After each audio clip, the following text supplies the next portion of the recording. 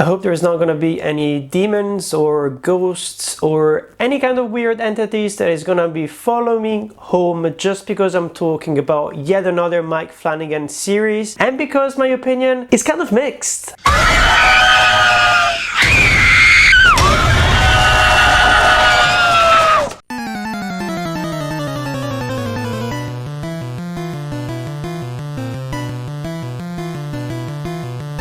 No! God, please, no! No!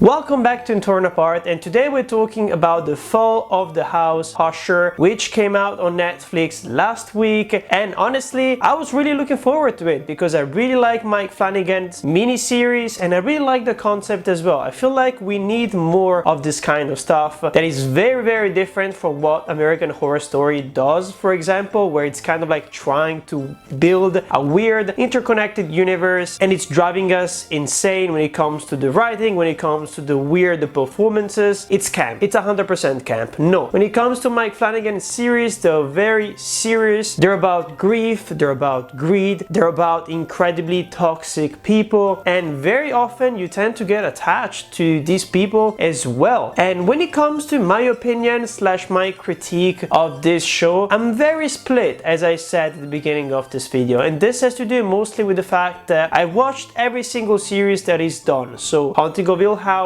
which is up there without a doubt. Then I would put Midnight Mass if I were to do like an actual ranking. Then I would put Bly Manor, and at the very end I would put The Midnight Club, which is a series that I critiqued a couple of years ago and that I hated so much because of a lot of reasons that maybe I will go into, and also because I'm an Edgar Allan Poe fan. Edgar Allan Poe, I literally started studying his work when I was 13, so a really long time ago. It's one of my very first coup de coeur. It's one of the first authors that I fell in love with because he was really weird and he really let my imagination fly around, and he was dark, there was a lot of gore. He's a really good horror storyteller who always manages to make you fall in love with his characters, but at the same time you're like, these people maybe deserve to die at the end of the day. And that's something that he has in common with Mike Flanagan's work as well. So this is where I come in with my expectations. As a Mike Flanagan fan, as an Edgar Allan Poe fan, I have a lot of things to say when it comes to this series, but let's stop with this introduction.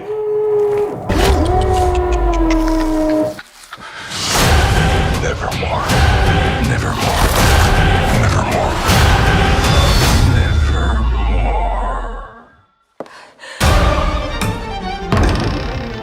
I enjoyed most of it. I think 8 episodes is 100% perfect. If they stretched it to 10 episodes, it would not have been as good. And I think, as usual, he nails the production design, he nails the performances. There are a couple of returning actors from Midnight Mass, but also from Haunting of Hill House, well, from most of his series basically, and they're still delivering top-notch performances. And I'm actually surprised that I don't really see like fragments of their previous characters. I just see the new characters that are embodying right now. So it's really good to see because it doesn't happen that often when it comes to actors who kind of specialize into horror filmmaking, where it kind of feels like they're just playing the same character over and over again. So there is a lot of things to praise when it comes to this series. The sound design is one of them, of course, the cinematography, the blocking itself, like the photography and the way that this entire series is shot, everything is perfect. There is nothing that I can criticize about that. As other Mike Flanagan series,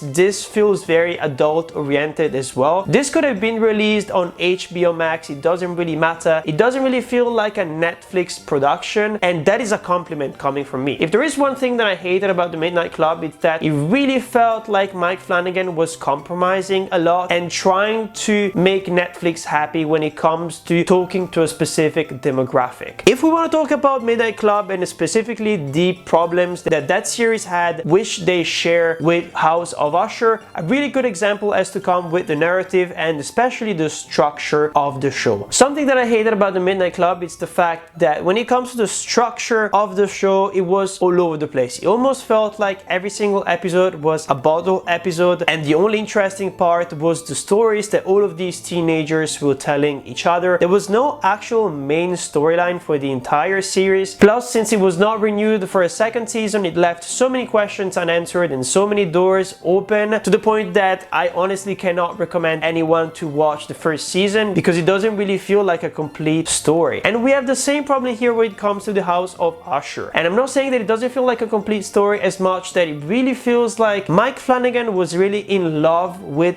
the structure that he wanted to go with, meaning that every single episode is almost a plot point to plot point adaptation of one of Edgar Allan Poe's stories. If you look at The Pit, The Telltale Hearts, if you look at The Pendulum, for example, The Black Cat, I mean, I can name literally every single episode of this show and relate it to a very specific short story that Poe has written. And the problem is that you see a lot of the plot twists coming from a really far away, just because he didn't really take a lot of creative liberties when it comes to trying to adapt all of his work. The only short story that I think I haven't read is actually The Fall of the House of Usher, so I didn't really know exactly what was going on at the beginning, but you really see it coming very, very soon. And once you realize that we're going through this motion episode after episode, well, you kind of get bored. Plus, I feel like this is weak when it comes to its horror slash scare potential. There is only jump scares. I was not scared for any single second of watching this show, and this had the same problem as The Midnight Club as well, where it feels like he's just using horror tropes and horror characters to tell a different story, and he's not really taking the horror seriously. There are so many moments in this series, for example, where it is clearly implied that what we're seeing, it's not ghost apparitions, it's not possessions, it's actually hallucinations, and they keep trying to give us so many different interpretations and so many different analyses which come from a medical realm, and they kind of leave no doubt to the point that it really doesn't feel like this is a supernatural show, and it kind of messes me up a little bit, because something that I loved about Haunting of Hill House, for example, was the perfect mix in between the two. You had all of the different themes that it was trying to address, but you also had a series that really took seriously the supernatural aspects, the ghosts, and the horror aspects. It was not just a tool for the story to keep going. And this is what I feel like when it comes to House of Usher. It really feels like the horror aspects were just there for shock value. They were not really there as the center focus of the story. That maybe we have to go a little bit into details and plot twists and trying to analyze the show and tear it apart one episode at a time, because I feel like there is a lot of things that we can say. First of all, let's have a look at all of the different characters whose names, they're really hard to remember because there are so many of them, and basically every single episode we'll see one of them die, starting with Prospero. And I think it's the adaptation of the Mask of Red Death. I was actually quite shocked that I didn't see the plot twist coming when it comes to this episode, and it's one of the most brutal ones as well, and it's one of the most tragic as well, and I really, really enjoyed it. Then after the Prospero death, we went into Napoleon Usher's death, if I'm not mistaken, which was kind of weird. And this is where I started to see some problems, where most of the people's deaths in this series, they're caused by hallucinations and kind of like mental health problems or stress related problems. And most of the characters end up killing themselves. They don't really die because of circumstances and because of bad choices, literally because they're so stupid that they end up killing themselves. And I feel like Napoleon Usher is a really good example of that, where he literally just jumps out of the window into his own death, and it's so incredibly stupid. I really didn't like it. And this is a theme that is gonna be coming back and forth across the entire series. After his death, the other person that dies, if I'm not mistaken, is Camille Usher, and I actually really, really like this interpretation of the story involving chimpanzees and stuff like that. It's kind of like a murder mystery, and I was not really expecting it, and it was really very brutal. So I don't really have that much to say when it comes to this specific death, besides the fact that I really enjoyed it. You disgust me.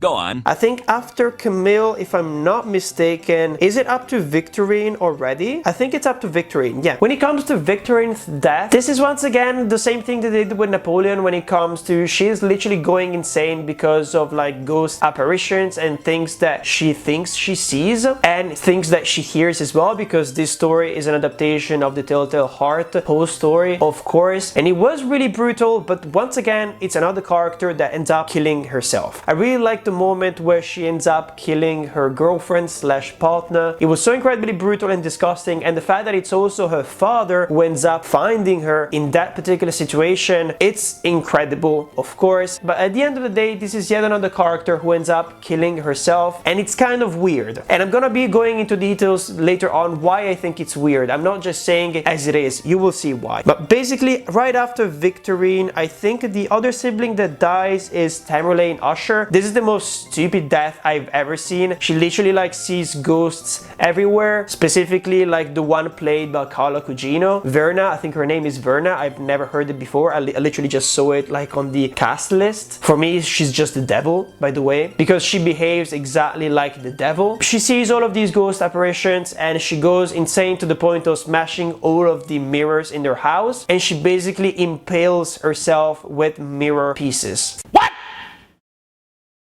What the fuck? Incredibly stupid. Even the moment where she dies, where like she breaks the mirror above her bed and everything goes slow motion, and like she bounces off the bed and like there are broken pieces that go into her spine as well, which I don't think it would be possible, just because I feel like the bed would not be doing that because it's not like a hard surface. And then we have one of the last deaths, which is gonna be Frederick Usher, which is one of the deaths that I actually like. I really like the fall into despair of this character here. I really like how he started like almost torturing his wife because he really didn't trust her anymore. And even the whole arc of the wife surviving to the first episode and like being in misery for the entire season was really sad for her, mostly because she was just a bystander. She was not really part of the family, but she suffered maybe more than most people because she actually survived, and she will have to create a life afterwards and have surgeries and stuff like that. Like honestly, one of the best characters without a doubt, mostly because really tragic character. But I like Frederick's death mostly because it is caused by him being so incredibly stupid. He's not actually killing himself in the same way that Prospero died. He's causing his own death by circumstances and different accidents, and I really like that. After that, we go into the death of Leonor Usher, who just dies peacefully on their bed. It was really sad, it was really touching. I actually like that. And then of course we have the two final characters. We've got Roderick and Madeline. Okay, those are the two final characters who die. Roderick killing Madeline, almost like transforming her into a goddess and recreating the same things that happened with her mother, coming back to life to kill him basically. I like that. It was really tragic, and I like the idea of the house falling on top of them and almost like everything falling apart, and of the lawyer being outside and finally seeing, you know, some of the craziness that all of these people have been telling him. But the main reason why I think that most of the weird suicides and accidents don't work, it's the fact that this is a series about making a pact with the devil, and you realize that very early in the series. I feel like it's not really hidden that well, or maybe they're not even trying to hide it. It's completely fine if they're not trying to hide it. But the problem is that you can maybe do one episode where the person goes so completely insane that he ends up or she ends up killing himself, but you cannot like repeat it episode after episode because it becomes just ludicrous, you know? And I feel like there is a lot of potential because here we've got the devil who is basically collecting souls because of the pact that they made, like, I don't know, almost 40 years before in a bar where they would become rich and they would basically sacrifice all of their spawns or their children at some point in time before they eventually died as well. And of course the devil doesn't tell them that it's gonna be in tragic and violent ways. It's not gonna be just them falling asleep all together. But of course it's the devil, so what do you expect? I feel like the problem with this storyline is the fact that yes, of course you see it coming from a really far away. You don't really care about most of the characters besides Leonor. I don't know, like I feel like there are two types of series or even films when it comes to horror. You either sit there and enjoy watching the people being tortured and eventually killed, so you're rooting for the killer to actually kill all of these bad people, or you're rooting for someone to survive because you like the main characters and you want to see them survive basically, so you want them to kill the villain. And this belongs to the first part, of course, because none of these people, like, we want to watch them survive, we want to watch them die, of course. But I feel like this is not what Mike Flanagan does best. If you look at most of his series, he's really